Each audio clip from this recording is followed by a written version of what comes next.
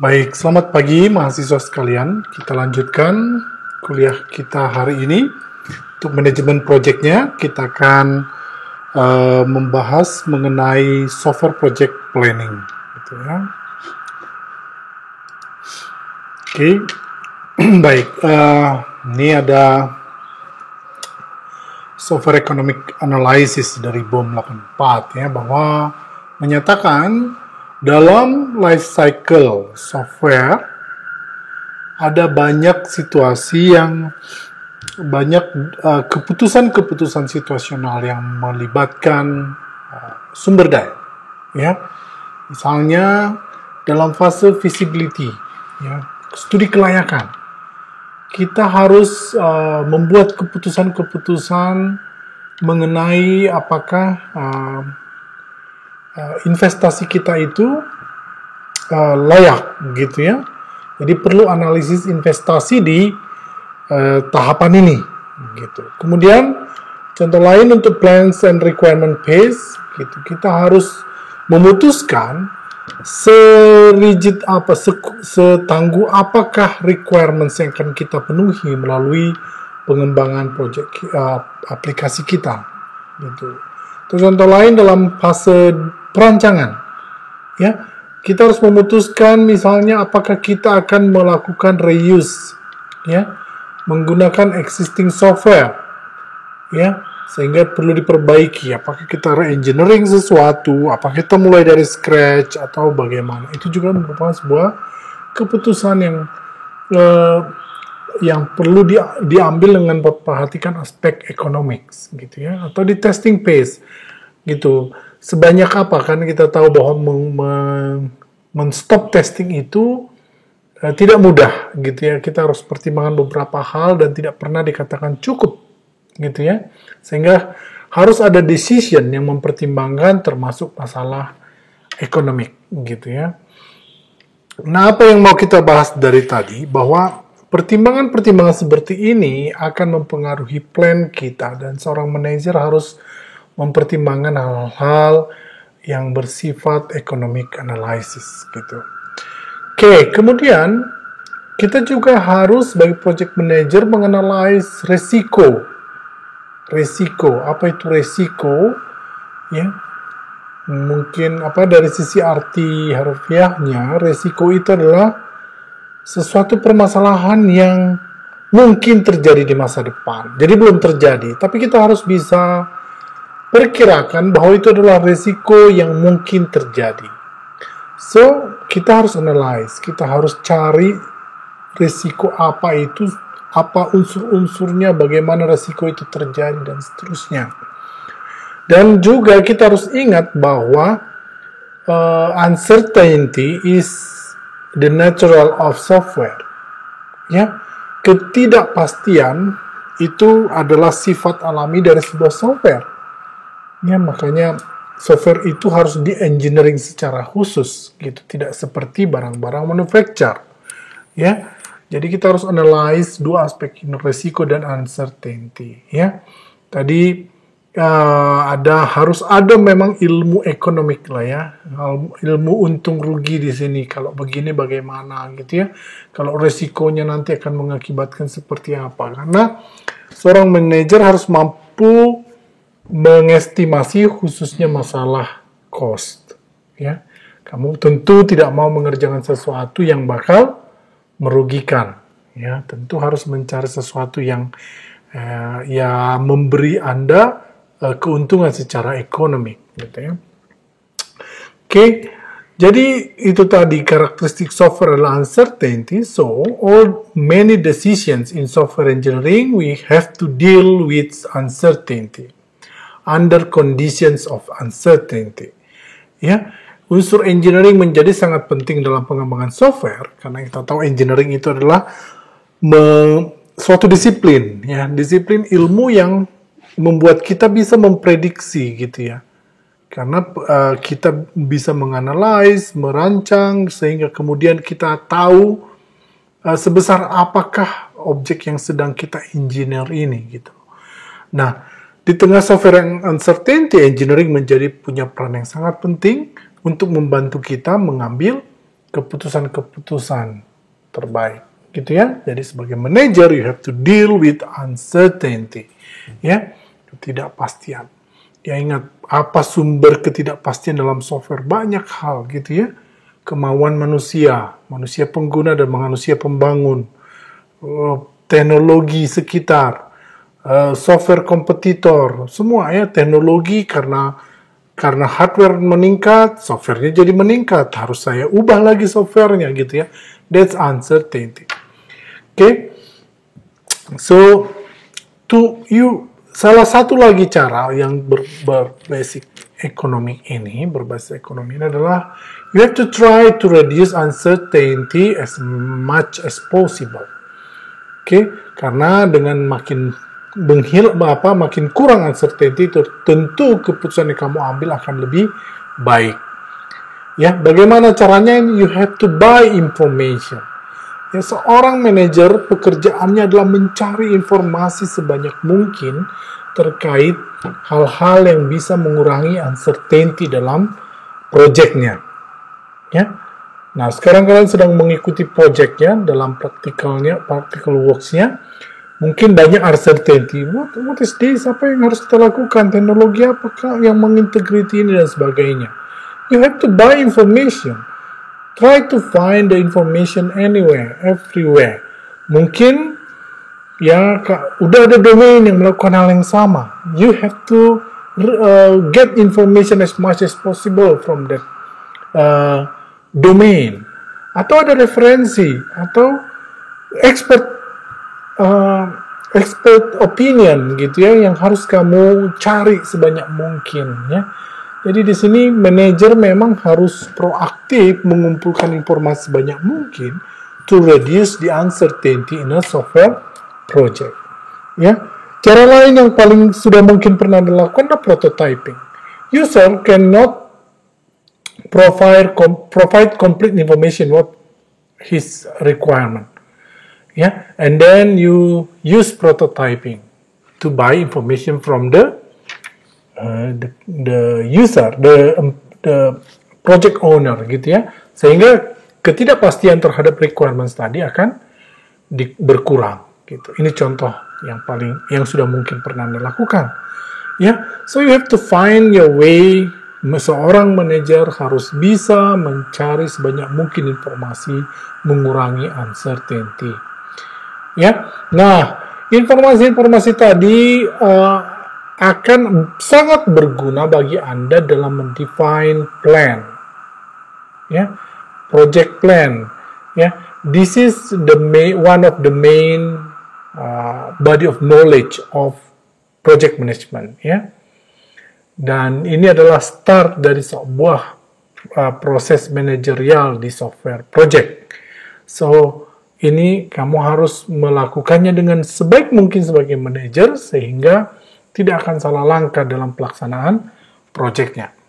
Oke, jadi apakah objektif dari software project planning sebenarnya? Ya, bisa didefine seperti ini: menyediakan kerangka kerja, framework, ya, untuk manajer membuat estimasi-estimasi yang layak atau reasonable atau ya masuk akal. Ya, termasuk estimasi terhadap resources-nya, cost, dan schedule. Ya, kemarin kalian sudah belajar project charter. Udah saya terima nih, saya mau melakukan ini. And then, a project manager has to define the project plan. That is the framework for manager and also others, all parties in the development process, untuk yakni mengestimasi resources, cost, dan schedule.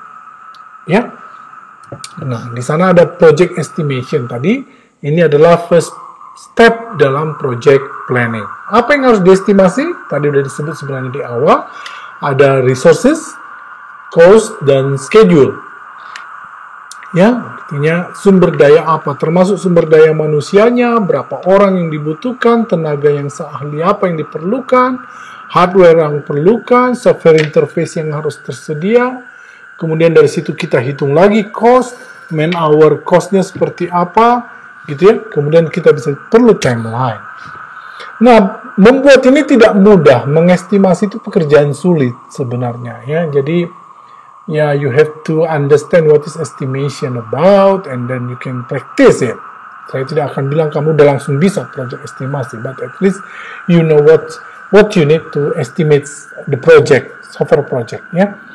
Memang butuh experience ya untuk ini, karena historical information itu akan pengaruh. Misalnya tadi kemampuan si developer saya bisa, mungkin si developer akan mengklaim saya bisa sekian line of code per hour, tapi akan lebih valid kalau kita melihat atau mengalami langsung bagaimana si developer ini bekerja, dan kita lihat secepat apa sebenarnya dia bekerja. Historical information is very important. That's why you have to, as a manager, you have to buy historical information. Ya, gali historical information sebanyak mungkin. Oke, ya, jadi estimasi ini risky bisnis ya, beresiko karena banyak ketidakpastian. Ketidakpastian ini terjadi karena apa? Kompleksitas project, ya, project makin kompleks, sebuah project tentu makin tidak pasti, gitu ya. Requirement-nya kemana-mana, resources-nya apa saja, tenaganya seperti apa ya. Semakin kompleks sebuah project, makin tinggi uncertainty. Project size, ukurannya. Nanti kita akan belajar bagaimana mengukur project size. Tapi makin besar sebuah project, tentu uncertainty juga makin besar. Ya. Nah, degree of structural uncertainty. Ya. Jadi kita mungkin bahkan strukturnya pun tidak pasti. Analisis kita terhadap sebuah fenomena itu ternyata tidak firm, ya, tidak pasti, masih mungkin berubah, ya, masih banyak if-nya gitu ya. Jadi ini juga menjadi penyebab software punya uncertainties problem. Kemudian tadi availability of historical information. Kalau tidak ada information yang history yang tersedia, maka uncertainty makin tinggi, ya. Nah, gitu. Jadi perlu ilmu memang mengestimasi ini lebih baik lagi, gitu ya. Oke, kita perlu melakukan kuantitatif estimasi, gitu ya. Kita nanti akan ada ilmu untuk itu di pertemuan-pertemuan berikutnya. Itu salah satu kompetensi nanti yang mulai kalian punya, gitu ya, mengestimasi secara kuantitatif terhadap sebuah project, gitu ya. Oke, nah ini ada beberapa tentang project estimation. Ya, ini adalah evolutionary project process model. Jadi akan perbaikan gitu ya. Karena di sana akan ada iterative view of development. Ya, dan ingat estimasi itu sangat mungkin direvisi. Ya, project estimasi tentu nggak akan bisa 100% dari awal, dan itu sangat pasti akan pernah direvisi. Ya, estimasi harus dilakukan di awal project. Ya, ini adalah hal-hal atau sifat dari project estimation ya. Estimasi itu harus dilakukan di awal project, karena tentu disitulah Anda akan membuat plan nanti hasil estimasi ini. Tapi harus be updated, dimutakhirkan secara reguler, gitu ya. Tadi misalnya ada uncertainty yang akhirnya ditemukan datanya, kamu update lagi estimasimu dan seterusnya. Dan sebaiknya, karena dia nggak akan punya nilai yang fix gitu, karena dia adalah sebuah estimasi, sebaiknya define kasus terbaik dan kasus terburuk. Kasus terbaik ini bisa selesai sejam, kasus terburuk ini bisa 3 jam, gitu ya. Itu adalah project estimation sifat-sifatnya. Oke. Nah, apakah aktivitas yang terkait project planning? Ya, ada 4. Ya, software scope, resources, project estimation, decomposition. Ya. Jadi keempat ini akan terlibat dalam proses project planning. Jadi akan banyak kita bahas masing-masing. Ini adalah penjelasan briefnya. Nanti akan untuk scope sebenarnya kita udah bahas juga tadi kemarin di project charter ya, bahwa sebenarnya apa sih keinginan dari si user itu kita sudah dapat di project charter sampai akhirnya nanti kita hasilkan sebuah kontrak dengan mereka. Oke. Nah, dalam project scope itu harus unambiguous. Tidak ambigu, harus clear, bisa diklarifikasi gitu ya. Dan understandable at management and technical levels. Harus bisa dipahami baik dalam level manajemen dan juga level technical. Ya. Jadi harus sama pemahaman dari semua parties yang terlibat dalam sebuah software project terkait scope yang ditetapkan. Ya, itu harus dipastikan oleh seorang project manager. Nah, karena ini akan menjadi landasan bagimu untuk membuat plan. Ya, apa yang di-describe dari scope, fungsi-fungsi atau fitur-fitur apa yang mau disediakan, performansi seperti apa, constraint-nya apa. Ingat ya, SRS kita menjelaskan ini semua. Interfaces harus terhubung dengan apakah software saya nanti, baik hardware, software, gitu ya, communication instruments, dan sebagainya. Dan juga harus reliable, gitu ya, reliability, kehandalan. Oke. Kemudian yang kedua tadi, aktivitasnya adalah mengenai resources. We have to estimate resources yang dibutuhkan untuk melaksanakan proses-proses atau upaya-upaya development. Ya, ini ada development resources pyramid. Ya, dari bawah adalah hardware dan software tools. Ingat ya, di software engineering juga kita bahas sebenarnya bahwa ini adalah dasar dari piramid, ya, software development resources. Ini harus ada infrastruktur dan support terhadap proses pengembangan.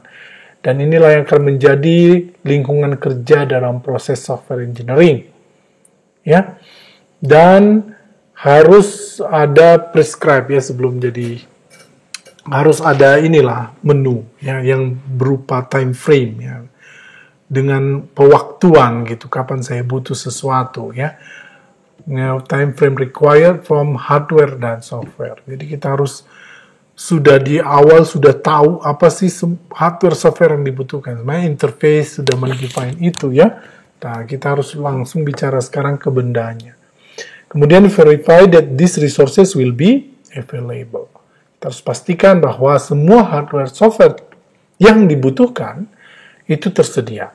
Ya, jadi itu gunanya kalian buat SRS ya. Waktu bicara tentang hardware, baik untuk operation maupun untuk pengembangan, software, baik untuk operation maupun pengembangan, juga interface baik untuk hardware dan software. You need to know it. That's the foundation of resources pyramid, gitu ya. Kemudian di level berikutnya adalah reusable software component. Setelah kamu bisa inventarisir apa hardware dan software tools yang akan kamu pakai, you have to find out first which one reusable components. Ya, karena ini akan bisa mereduce development cost, ya. Tapi ingat bahwa reuse consideration juga sering diabaikan gitu. Padahal itu sangat membantu reduce cost dan juga development time. Dan terakhir, people in the top of pyramid, ya. Kita harus mempunyai sumber daya manusia yang the right man on the right place untuk resources Anda. Jadi dalam memplan kamu harus tahu apa skills yang dibutuhkan, kemudian harus merekrut orang yang dengan skills yang sesuai dengan roles masing-masing. Oke. Nah, setiap resources tadi, baik hardware, software, komponen reusable, komponen, kemudian people, itu harus punya 4 karakteristik ini. Description of the software, jadi penjelasan, resources maksud saya, ya, deskripsi dari sumber dayanya sendiri, tadi statement of availability, chronological time, kapan dia dibutuhkan, dan durasi berapa lama dia akan digunakan. Ya, ini harus ada di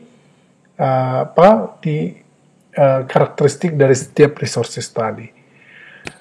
Kemudian tadi ada project estimation dalam project planning. Jadi cost harus kita estimasi upfront, ya, di depan, ya. Karena apa? Kita harus deal-dealan juga sebenarnya. Oh, kira-kira seginilah project ini. Betul nggak mau, gitu kan? Untuk deal dengan si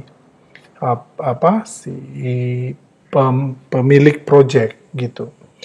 But the longer we wait, the more we know and the better our estimates. Nah, ini mungkin paradoksal problemnya, gitu ya. Kita mau cepet-cepet bisa sediain estimasi, tapi sebenarnya makin banyak informasi yang kita punya, estimasi kita akan lebih baik. Gitu. Ya. Nah, ada beberapa teknik yang perlu dipakai dalam estimasi. Ada decomposition teknik. Ingat, dalam engineering sebenarnya ini selalu disarankan karena mengalahkan yang sedikit itu lebih mudah daripada yang besar. Gitu ya. Divide and conquer approach. Pecah belah dahulu, dekomposisi dulu, kemudian tangani, taklukan, ya. So, decompose project into major functions and related software engineering activities. Ya, kita harus ada dekomposisi baik produknya maupun prosesnya. Ya, task harus kita buat sekecil mungkin. Produk juga harus kita modularisasi sebaik mungkin dengan loosely coupled-nya, gitu ya, sehingga kita bisa memutuskan mana yang dibangun pada waktunya. Kemudian cost and effort estimation perform in stepwise fashion, ya. Cost dan effort juga harus kita estimasi, ya. Harus dilakukan proses estimasi terhadap itu, gitu, dengan langkah bertahap, gitu ya. Kemudian ada yang disebut dengan empirical estimation model, empiris, ya, berdasarkan sebuah proses eksperimental lah, ya. Bisa menjadi pelengkap terhadap decomposition teknik atau hanya ini yang digunakan. Jadi karena dia berdasarkan oleh eksperimental, itu bisa lewat historical data, experience, gitu ya. Seorang developer bisa line of code berapa, dulu waktu project ini saya sekian, waktu project ini saya sekian, akhirnya kita tahu kemampuan dia berapa, ya. Jadi software cost estimation dalam pendekatan ini relies on good historical data, ya. Jadi ada dua tadi, use decomposition techniques atau empirical estimation models dalam project estimation, ya. Ini decomposition tekniknya, decompose the problem into set of smaller problems. Ingat tadi, divide and conquer. Ya, ada dua type of decomposition. Problem bisa kita dekomposisi, proses bisa kita dekomposisi. Ya, before decomposition must understand project scope and generate estimate of project size. Ya, tadi kita udah tahu project scope-nya, dari situ bisa estimasi project size-nya untuk kemudian bisa kita pecah-pecah. Ya, akurasi dari sebuah estimasi dipengaruhi oleh akurasi dari estimasi ukuran, gitu. Ya, makin precise, makin akurat estimasi kita terhadap project size, makin baik juga kita bisa mengestimasi yang lain. Ya. Nah, ada yang disebut tadi kan ada dua, problem based dan process based, ya. Problem based estimation ada direct measure, line of code, indirect measure, function point, ya. Ini function point bagaimana begin with bounded statement of, ini sebenarnya akan kita bahas nanti di pertemuan-pertemuan berikutnya. Ini adalah introduction awal, ya. Kita akan go detail di pertemuan berikutnya, ya. Jadi di measurement ini begin with bounded statement of software scope, harus scope yang sudah betul-betul firm, sudah deal, gitu ya, udah frozen. Decomposed into software into problem function that can each individually be estimated, kemudian apply sizing measure to each function, kemudian apply productivity metrics, ya. Nanti detailnya sekali lagi akan kita bahas di topik khusus mengenai dekomposisi, ya.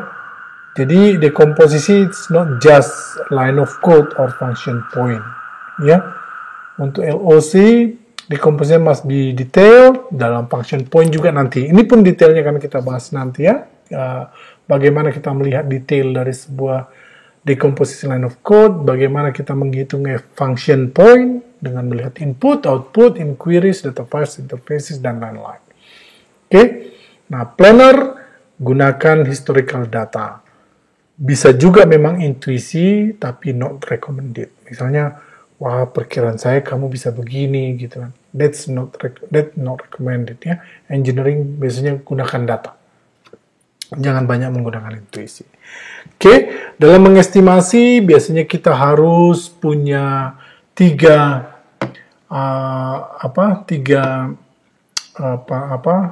karakteristik ini dalam mengestimasi setiap fungsi.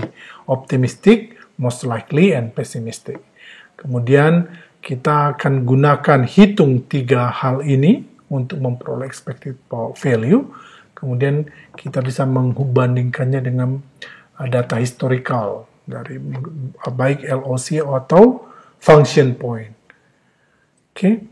Nah, itu product based ya. Jadi kita lihat langsung ke bisa line of code-nya, bisa function point-nya. Kalau process based estimation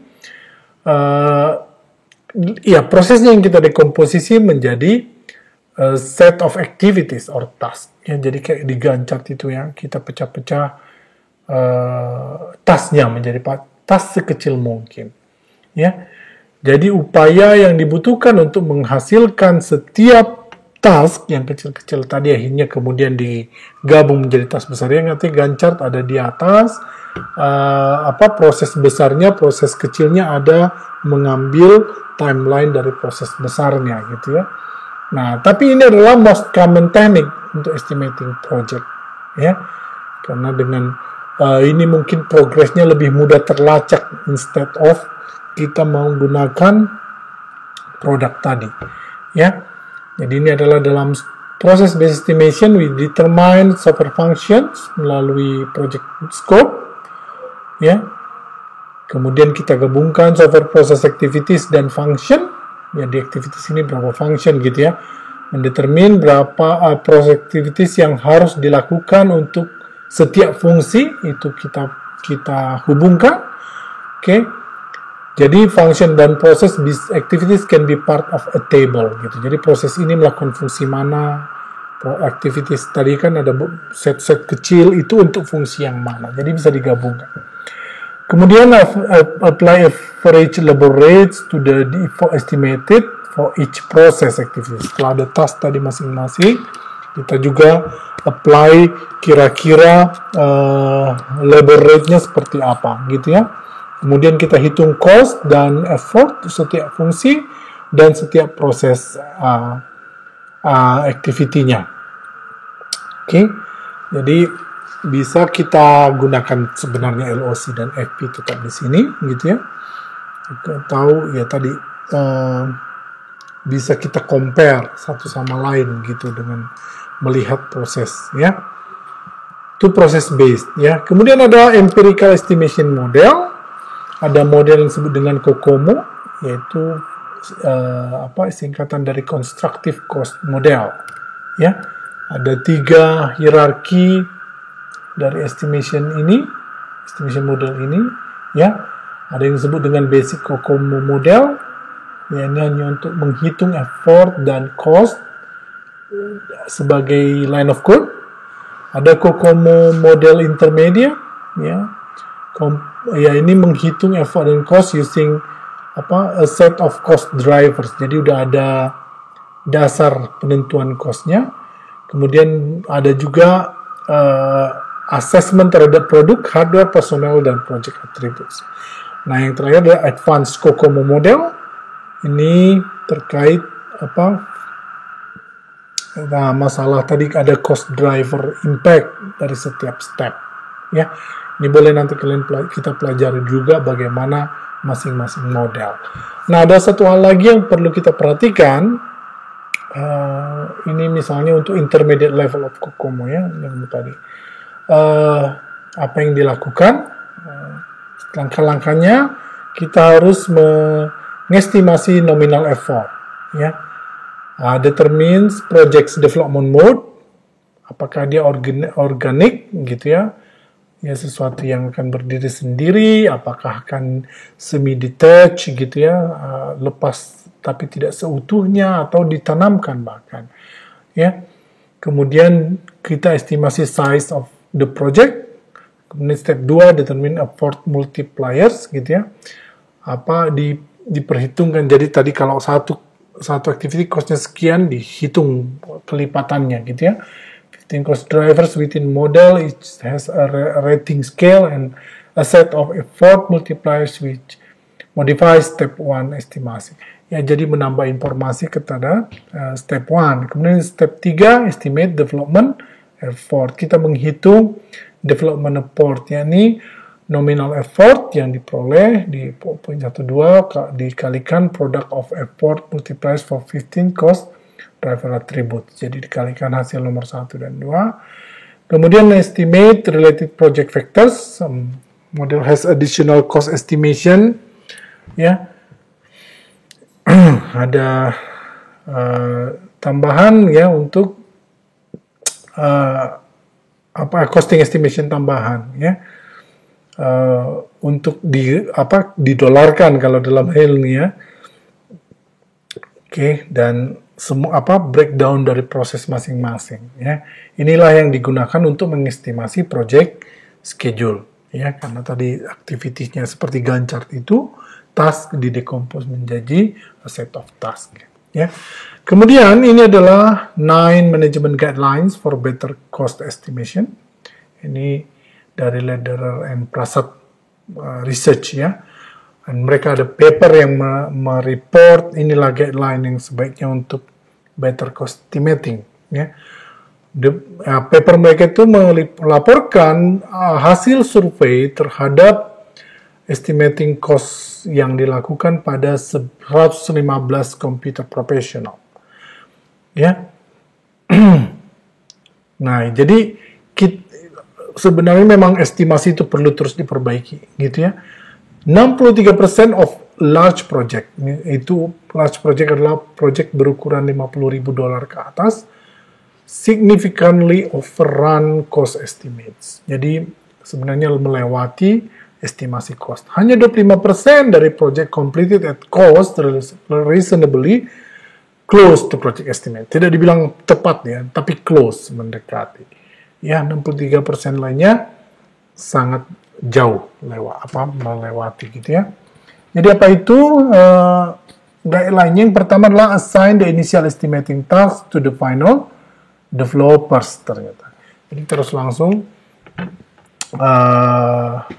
pergi ke final developers ya. Ada dua approach, separate function approach dan combine function approach ya.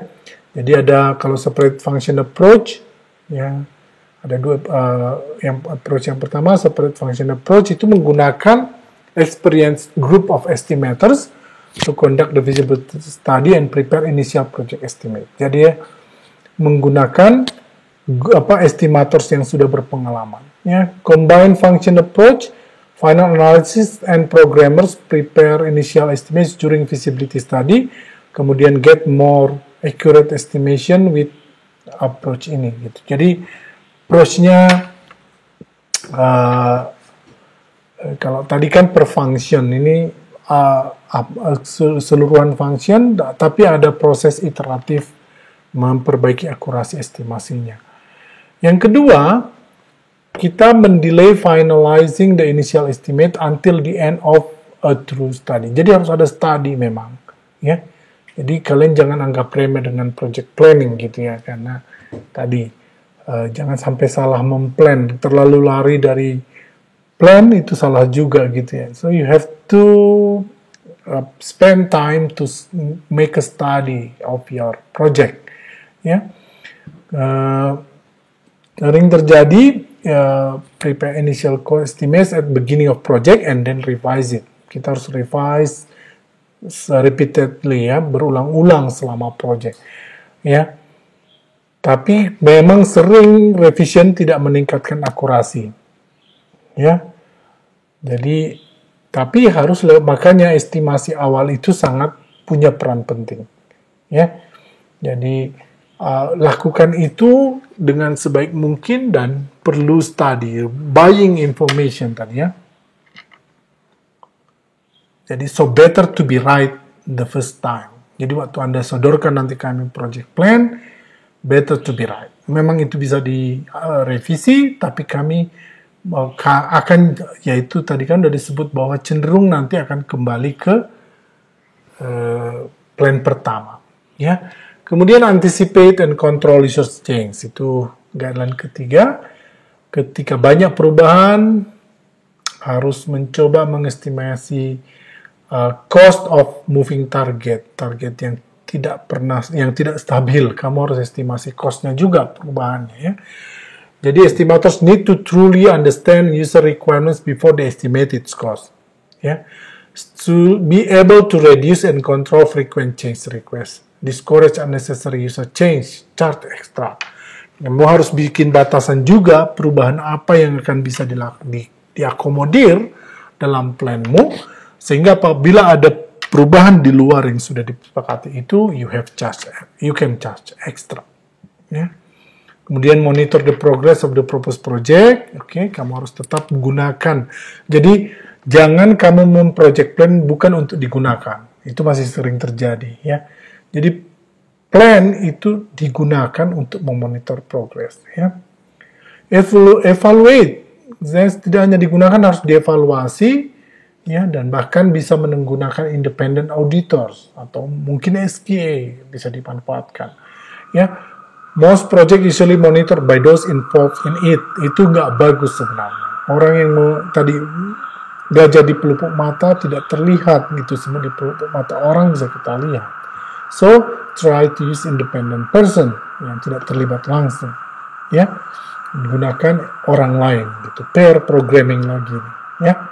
Kemudian yang keenam, use the estimate to evaluate project personnel. Cost estimating used more for project planning and control than for evaluation of personnel, ya. Cost estimating ya biasanya tidak untuk evaluasi personal, ya. Oke, tapi ini perlu kamu terapkan, ya. Di sini ada punish and reward, punishment and reward and punishment proses, gitu ya. Kamu harus bisa siapa personal yang bisa menghasilkan estimasi yang paling akurat, atau juga siapa yang memenuhi plan gitu, memenuhi estimasi, itu bisa dapat reward. Oke. Kemudian yang ketujuh, computing management should carefully study and approve the cost estimate, ya. Jadi oke. Ya, masalah cost benefit, ya. Penghitungan cost dan benefit itu perlu, ya. Jangan lakukan sesuatu yang tidak menguntungkan, gitu loh maksudnya. Yang ke-8, rely on document facts, standards, and simple arithmetic formulas rather than guessing, intuition, personal memory, and complex formula. Ya, tadi sudah kita singgung juga bahwa dalam mengestimasi hindari sebisa mungkin intuisi, apalagi guessing, apalagi ingat-ingatan seseorang, gitu ya.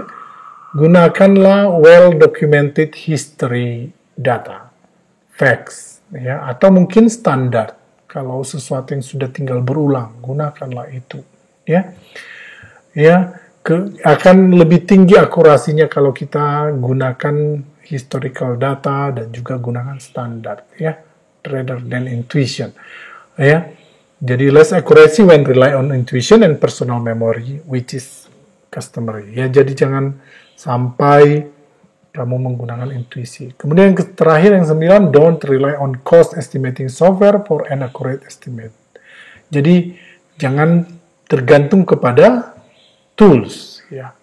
Kadang dia hanya menyediakan awal, kamu boleh gunakan berikutnya, gitu ya. They don't improve estimation and lower the satisfaction level of the estimators, ya. Jadi tetap gunakan tadi data lebih baik lagi, kemudian kamu gunakan cara-caranya. Ya, tidak disarankan sebenarnya untuk menggunakan tools. Oke, ini ada words of wisdom. Unless a software project has clear definition of its key milestones and realistic estimates of the time and money it will take to achieve them, there is no way what a project manager can tell whether the project is under control or not. Ya, jadi ini adalah kata bijak yang harus ditanamkan pada seorang project manager. Project manager baru bisa mengatakan under control kalau dia punya clear definition of key milestones, realistic estimation of time and money, dan ada rencana bagaimana mencapainya. Itu ya. Jadi baik, itulah materi kita untuk hari ini.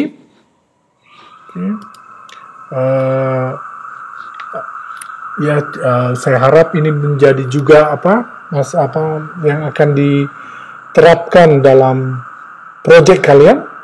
Ya, apabila ada hal-hal yang perlu dipertanyakan, silakan kita bahas dalam diskusi kita. Baik, jadi kalian sudah bisa mulai melaksanakan project planning di project kalian, ya.